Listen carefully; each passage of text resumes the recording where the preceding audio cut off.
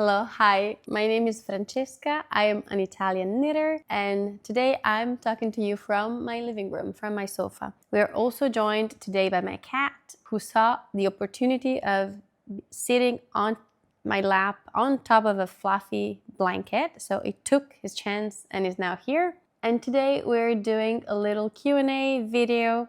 I've asked for questions on Instagram a couple of times over the past year with the intent to be sitting down and record this video, but I was never good enough to actually sit down and filming the video, so that's what we're doing today. This morning I filmed the Everything I Knit in 2024 video, which was a lot of like standing up and switching up garments and wearing stuff. And so I feel like now I do want to just sit down and chill. So Q&A video it is. I have a good amount of knitting related questions, but also kind of personal, general, other non-knitting questions. I'll start with the knitting content and then move on to the rest of the stuff, and then you can stop watching whenever you'd like. I have the questions on my laptop here on the right, so I'll be looking down here and there. First question is, how and when did you learn how to knit? And a few people asked that actually. Someone asked, how long have I been knitting for? Which I guess it's kind of the same thing. I started knitting in 2017. We're now in 2025. So it has been maybe 8 years, maybe 7 years. And I started knitting when I was living in the Bay Area in California, which was indeed in 2017. And I remember I was looking for an artsy and craftsy activity to do after work. I typically would come home from work and be on the sofa and either read or watch TV, be on my phone, kind of just chill and relax. And I wanted to do something more creative, I guess. However, I'm not a creative person at all. Like, if you gave me a paintbrush and like all the colors in the world and asked me to do, like, to draw something or paint something, that stresses me out, even thinking about it, like no boundaries. If we want to move forward with the kind of painting metaphor, I'm more of a person that likes to color in within the lines. Like, give me a coloring book page and I'll color within the shapes. I do like boundaries. I do like some sort of structure, even to my hobbies. And I felt like knitting was the perfect thing to try. You have patterns, instructions to follow. You can still pick the yarn and the look of the pattern, but you don't have to like completely go off and make something without instructions, right? Like, you are following instructions, be like a YouTube tutorial or an actual written pattern. So I don't know, I really like the idea of kind of having instructions and following them. So I tried knitting. I just followed YouTube tutorials. I think from our savior, Very Pink Knits. I think she has millions of tutorials, and so I just looked at her techniques whenever I was confused by a pattern or another tutorial. And yeah, it was just, I think it stuck with me from the get-go. Like, I tried and I was hooked. What was my first project? I have no recollection of what my actual first project was. Like, I couldn't pinpoint it just using my memory. So I looked at Ravelry. I think my first official project was the Homestead Shawl by Melody Huffman. And I actually do remember knitting on this shawl. We were like on vacation, on a summer vacation actually. So I guess I was knitting on a woolly shawl, but in a warm weather. Not the smartest idea. And yeah, it was a very simple garter pattern with some eyelets. I think that's my first project. Is that possible? It seems pretty complicated to be my first project, to be honest. So maybe I just swatched before then and just went with the shawl. What is my most worn knit or most worn sweater? I think the crown goes to the no frills sweaters that I made from the Petite Knit pattern. I made three or four, and collectively those are the sweaters that I wear the most, and I guess the garments that I wear the most. They are so comfortable. Those are just raglan sweaters, very easy to knit, oversized fit, lots of room in the armhole area, which I really like. And you can use fingering plus a mohair or just a DK strand. I tried all of these combinations and I love all of them. And they are my most worn sweaters. Favorite garment you've knit? I'm wearing my favorite sweater actually. This is the Stockholm sweater by Petite Knit, and it is a dropped shoulder construction, and I think in terms of fit is very similar to the no frills sweater. However, no frills are raglan, so they have kind of the raglan line here, and this is a dropped shoulder. I don't love the knitting experience of the dropped shoulder. It's kind of knitted in pieces at the beginning, and then you have to do a little bit of a short rows to shape the sleeves. But I do like the overall fit. I would say, like, if I had to pick the best sweater that I made, it would be this one. The yarn is perfection. Is Filcolana Arweda and Filcolana Tilia, so the fingering and the mohair from Filcolana. They are in light truffle. So soft, so good. What was my favorite project so far and why? So project makes me think about even the knitting experience, and not just the finished object. So in terms of finished object, my favorite one, as I said, would be this one. But in terms of project, so even the knitting experience, I would say my kind of recently finished poppy sweater. So I've used the poppy tee pattern by Petite Knit and made it into a sweater, so like long sleeves, and it uses Cardiff Cashmere Classic, which is a dream. It's so soft, and also it's a very enjoyable pattern to work because no short rows in sight, so you still knit a little bit in pieces and you have to pick up stitches, but there are no short rows, and so it's just very easy to follow and there's no stress. It was so lovely to knit. So overall, like, favorite project. Which patterns do you consider classic and would knit over and over? No surprise here, no frills sweater by Petite Knit. It's just so simple. And also you can customize, you can do twisted rib, you can have maybe, like, I don't know, a 2-stitch raglan or 3-stitch raglan. You can do it more oversized, less oversized. You can do a split hem, 2x2 ribbing. So you can kind of like adjust little details, but you know the overall kind of fit will be good. What's your favorite thing to knit? Raglan sweaters. They provide enough interest, as in you have a collar, you have a yoke section, a body, sleeves, the hem. So there's some like interest, like different things to do, but also there's no magic, there's no mystery. Like you know that you'll do 8 increases on the increase round and you can just move forward. You don't have to constantly look at the pattern to know what you have to do. You can try it on and see if you have enough ease. So just a win-win overall. What is my favorite yarn? And I guess also specifically, what's my favorite wool yarn for Italian weather, or just favorite sweater yarn? I guess the answer to all of these questions might have to be knitting for olive merino, either by itself, held double possibly, or it could be the knitting for olive merino plus the knitting for olive mohair. I think they have so many different colors that your heart is content just by scrolling on their website and pick a shade that fits your mood and just knit the sweater of your mood. Like, they have so many colors, and I guess also they're muted, toned down, not super bright. So I guess they're perfect for me for my, I guess, aesthetic. And so just the color choice is enough for me sometimes to just consider it my favorite yarn. But also the wear of the garment itself is very good. I rarely have to depeel these sweaters, especially if I'm holding mohair. And yeah, just it's non-superwash yarns, in case that's something that interests you specifically. Yeah, very durable, good color choice. What's my favorite superwash yarn? And it actually is the fingering strand that I used for this sweater that I'm wearing, and that's Filcolana Arveta.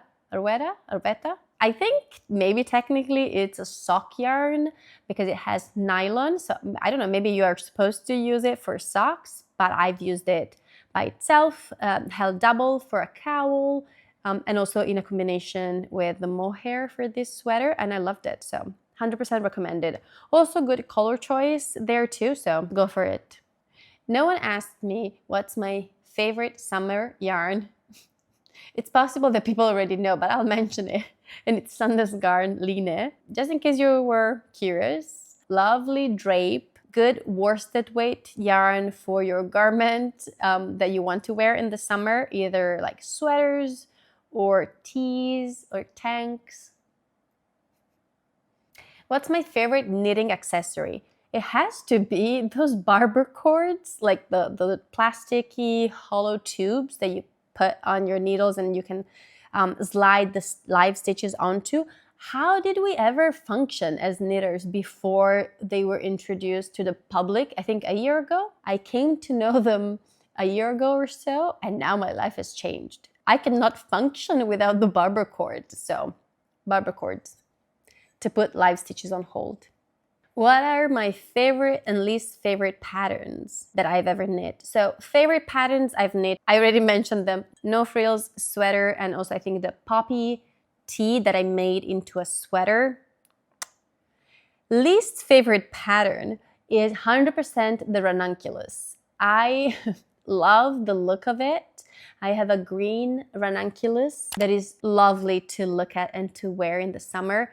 The knitting experience was terrible. Maybe not terrible, but pretty bad. The yarn that I chose was very, very stiff, didn't have any give, so actually knitting wasn't fun for my fingers.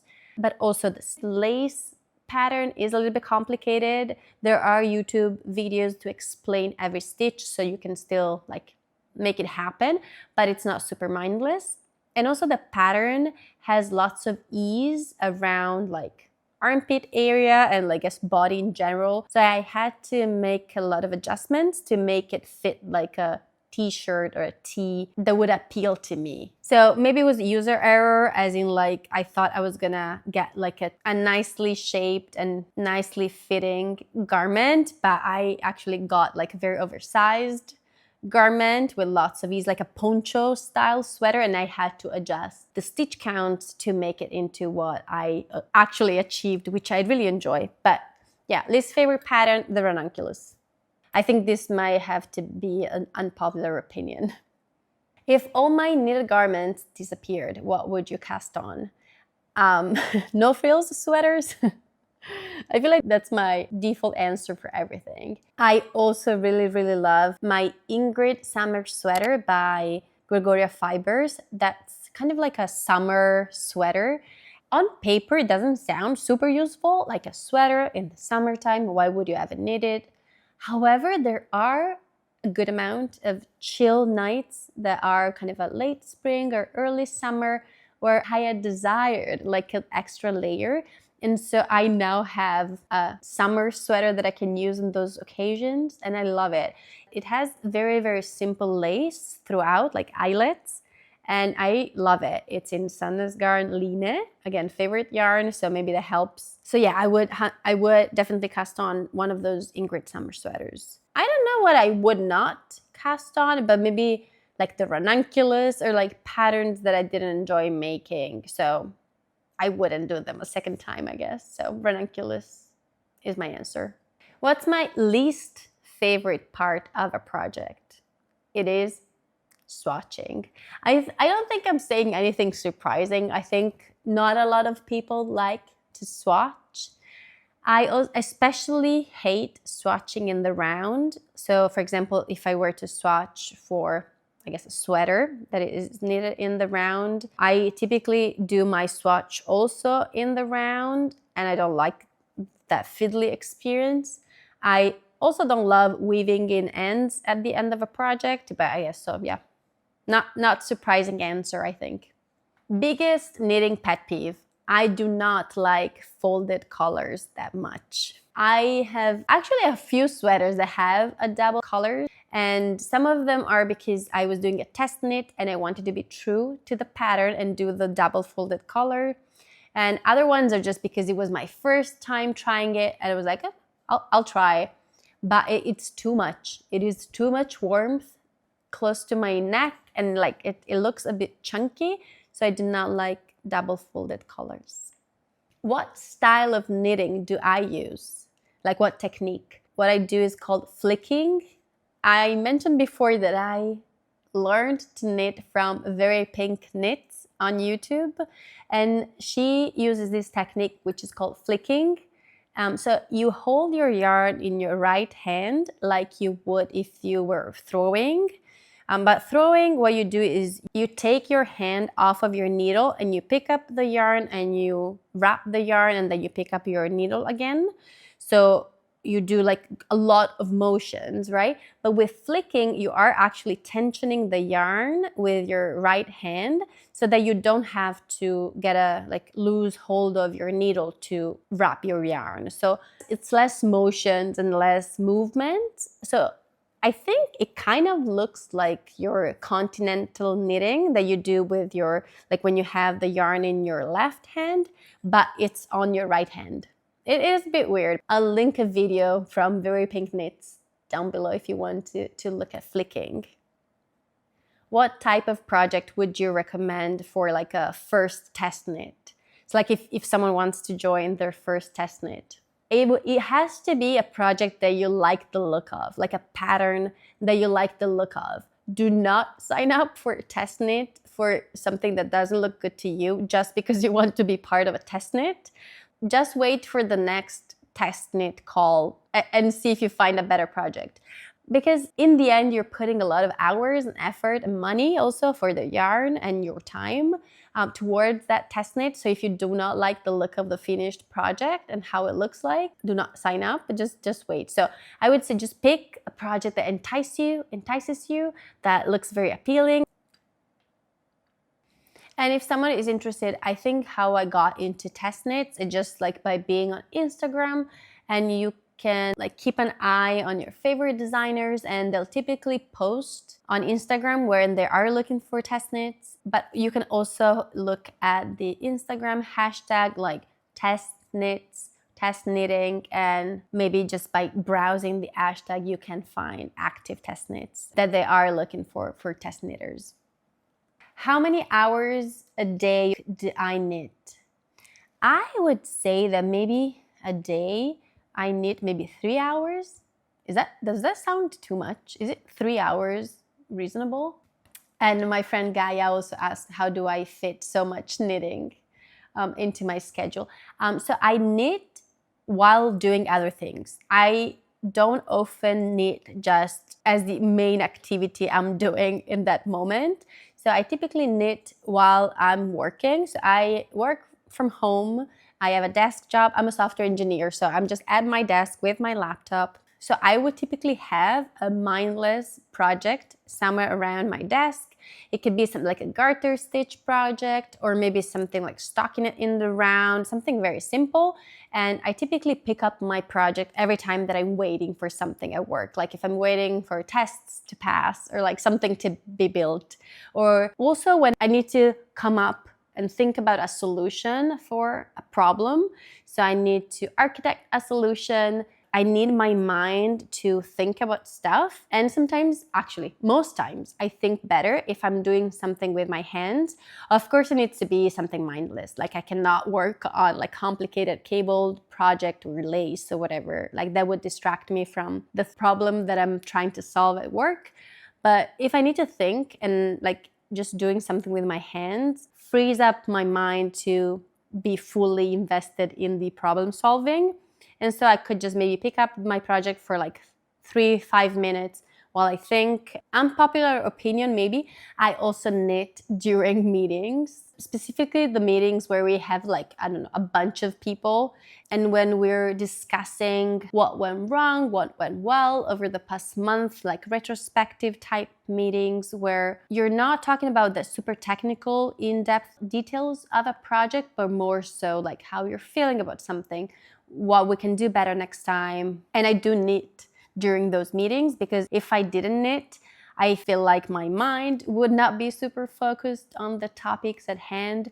I would open some other browser windows or just work on some other code, and I do not want to do that during the meeting. I want to be invested in the meeting. So doing something with my hands, again, mindless, garter stitch, or similar project really helps me focus. So I would say, I think in a typical work day, 1 hour, more or less, maybe I'm knitting while doing other things, while being in a meeting or taking a break, maybe a coffee break, a snack break. I also knit a little bit during lunch, maybe like half an hour there, and I do knit an hour and a half after work while playing with my daughter or watching TV after my daughter went to bed. So yeah, I think 3 hours a day sounds accurate for me. Do I knit for my family? Sure. I knit for my daughter. She's the most knit-worthy person that I have in my life. I've knit for her a couple of sweaters, a hood that she wears all the time in the wintertime. I knit like blankets for her in her favorite colors. She's really appreciative of my hand knits that I make for her. I also knit for my mom. I knit for her a shawl, half and half wrap, actually, in a blue shade. I knit for her some penny gloves recently. I gifted to her for Christmas, and maybe a couple of other things. For my husband, I mostly knit socks. So we're talking about a few years ago when I was into sock knitting, and so he has a good amount of pairs and they're still going strong and he still wears them.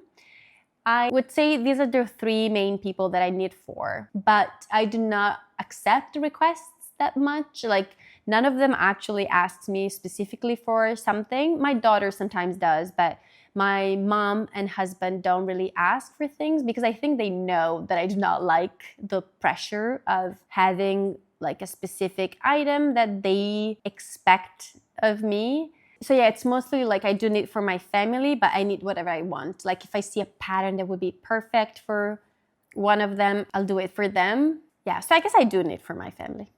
How do I choose my next project to cast on? I would say I look at my yarn that I already have at home, and I look at my Ravelry queue. So I just look there for inspiration.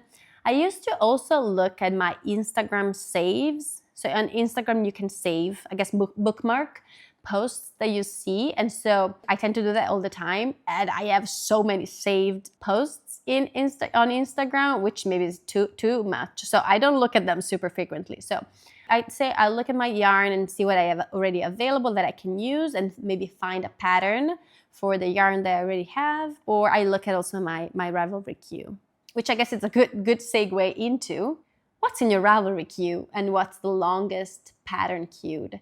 So I use my Ravelry queue maybe slightly differently than other people. I know some knitters have like tens of projects in the Ravelry queue. I have 3 at the moment. I think the most that I've had, maybe it's like 5, 6, 7. I just clean it up quite frequently. Maybe once a month, I'll just take a look and remove everything that doesn't spark joy anymore, kind of a Marie Kondo style. And currently, I have a couple of sweaters from Moreka Knit, and I also have a crochet bag. I don't know if I'll ever make that crochet bag, but so technically the pattern that has been here the longest is the Bruno sweater by Moreka Knit, but we're talking about June 2024, so like 6 months ago, which is not too long, I don't think. A pattern that I really want to make but haven't gotten around to yet, I think it might have to be that crochet bag. It looks stunning.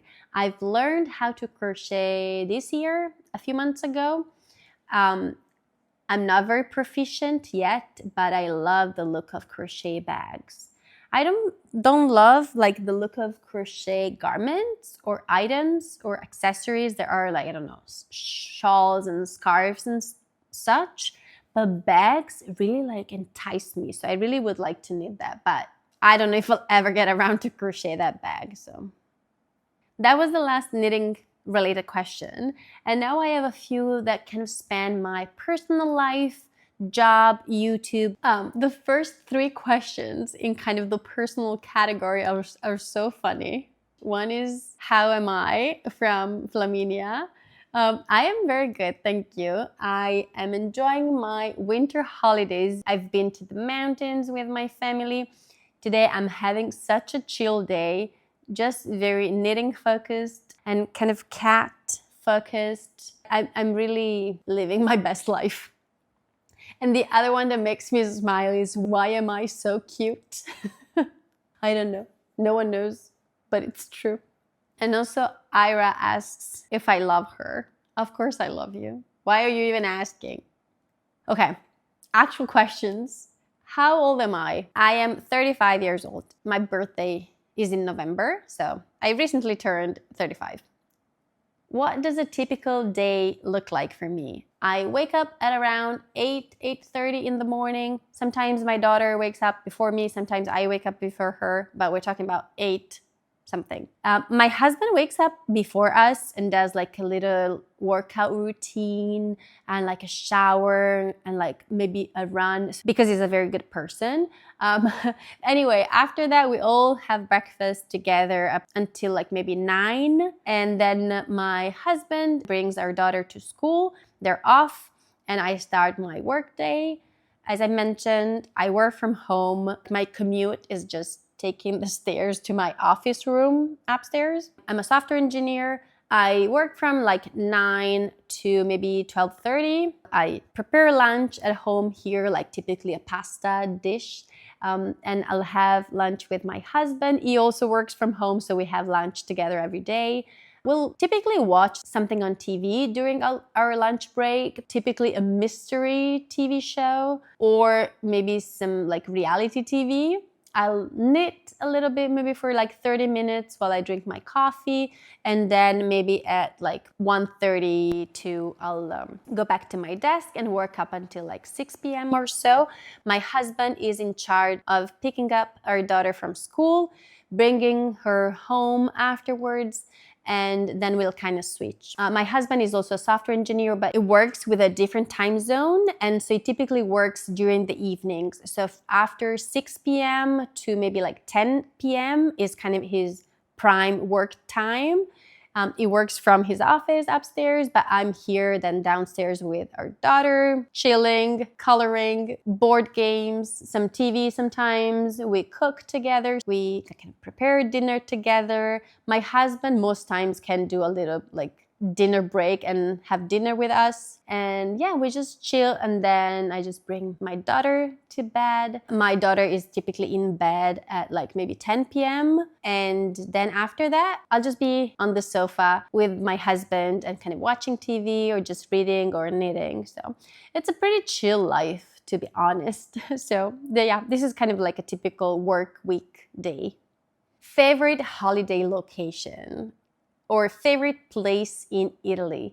That must be Sardinia. Sardinia is an island, Italian island, and food is stunning. Both like seafood option and also kind of meat option and veggies as well. Being an island is surrounded by water, so you have lots of coastal vibes, and it's so relaxing. Weather is perfect, not too hot in the summer. The water is crystal clear. There are fish. You can take a little boat and do like a little bit of boating around. It's good for kids, not too crowded. Lovely. Sardinia, recommended. You said you lived abroad. Where? I lived in the Bay Area, mainly in San Francisco, California, for maybe 4 years in San Francisco, and then we moved a little bit southern in the Bay Area, in more of a residential area. It's called San Mateo. We were in the US for 7-8 years, me and my husband. Our daughter was born when we lived there, so she was born in the US. She has an American passport, in addition to her Italian passport as well. And when she was 1 year old, we moved back to Italy. It was just after COVID. Lots of jobs allowed you to work remotely. So we were confident we could move back to Italy and still be able to work a job that we liked. Also, lots of our friends who lived in the Bay Area started to move outside of the Bay Area, which was like very expensive to live in. And again, lots of jobs didn't require you to be in person anymore. So people started to kind of either go back to their home country or maybe move somewhere else, which was less expensive in terms of rents and just like cost of life. So yeah, so my daughter lived in the US for a year and then we just moved back to Italy. If you could live anywhere else, what would be my second choice after Italy? I think it would still be in Europe. I don't think the US would be my kind of second choice. I thoroughly enjoyed living there and working there in my 20s. It was perfect. I think career-wise, especially for software engineering, is the place to be, especially the Bay Area. Like, it was so motivating, but it is very career focused. You can do wonders, I guess, for your career, but it's difficult to maintain like work-life balance and still like enjoy your life outside of work. I think at least for me it was. And so I feel like in your 30s, I guess in my 30s, I don't think I would be happy where we were living in the Bay Area. And I think Europe is much more my pace, especially Italy, as I mentioned. But yeah, I think in Europe, maybe Spain. Spain really appeals to me. Any interest in other crafts like sewing or crocheting?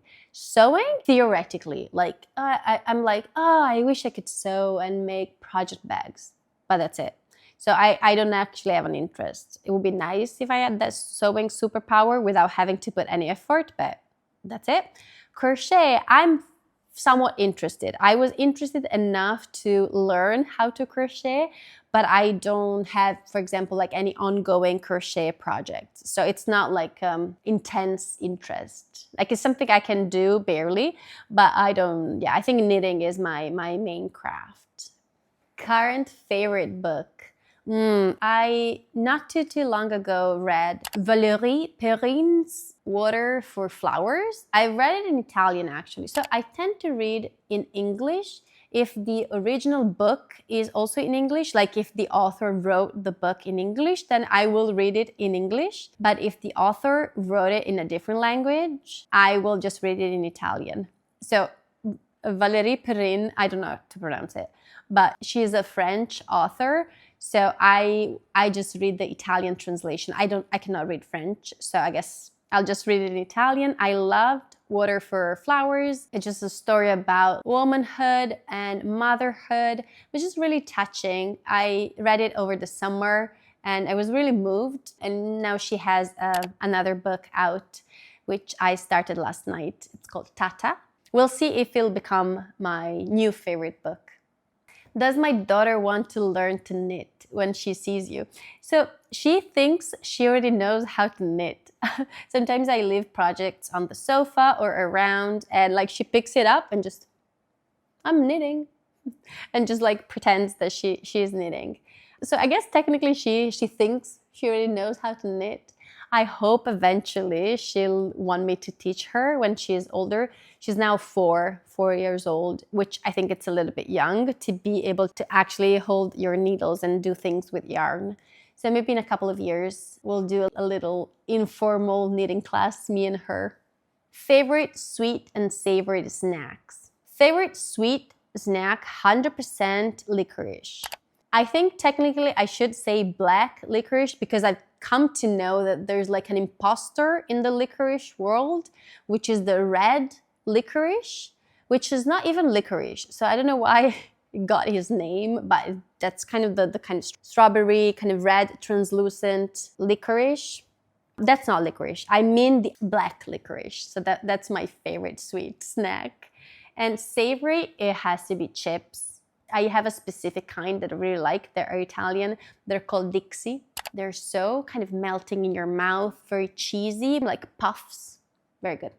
And the last handful of questions have to do with like YouTube and my actual day job. So here we go. How did I start my activity? I think they mean having a YouTube channel. And I was a couple of years ago and maybe 3 years ago now. Ooh, I think maybe this year is 3 years.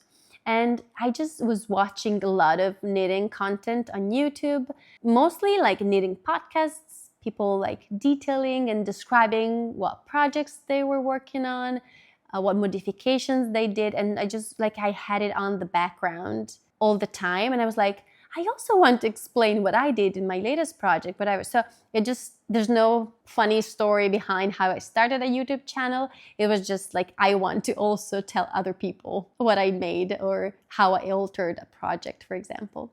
And I didn't have anyone in real life that I could talk about knitting with. And so it seemed like easy enough to just turn on my phone and record a video and upload it to YouTube for like just to reach more people.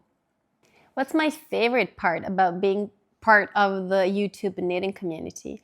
It's just that I can be myself.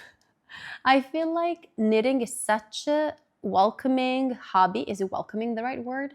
Like it's a chill hobby. Like you can discuss what you did, what you've done, what you're gonna do, and just I've never really received any judgment or any negative thoughts or negative comments. It's just really like positive. It's really uplifting. Everyone that I subscribe to on YouTube that I watch videos from are like, I think everything is knitting related and everything is so positive and heartwarming. There's nothing like controversial or like made to get a reaction, like a negative reaction. And it's just, everything is so uplifting and positive. And yeah, just, I enjoy the chill vibes. What's the most unexpected thing that I discovered during this process? I guess the process of having a YouTube channel. Maybe the fact that I don't have to make content all the time to still have a YouTube channel. Like, for example, this year, I've made maybe like 6 videos or so, like very like a handful of videos, not even one every month, like even less than that. And I feel like I'm still part of the conversation. If I upload a new video, people still engage with me and like we still have conversations. And so it's okay. Like, I guess I discovered that you don't have to post every week, right? You can still use a YouTube channel in a way that it's like documenting your craft and post whenever you'd like. And if you don't want to post a video because you didn't have time to record it or edit it, it's okay. It's unexpected because I think I followed, I guess 3 or 4 years ago, a lot of people who were posting very, very frequently, maybe every week.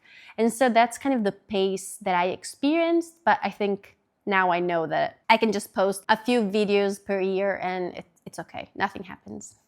Would I consider doing an episode in Italian? So when I started my channel, I guess 3 years ago, I started it in English. I mean, one good benefit is that I still can practice my English, even though now I do live in Italy, which is an Italian-speaking country. No one speaks English really on a day-to-day basis here.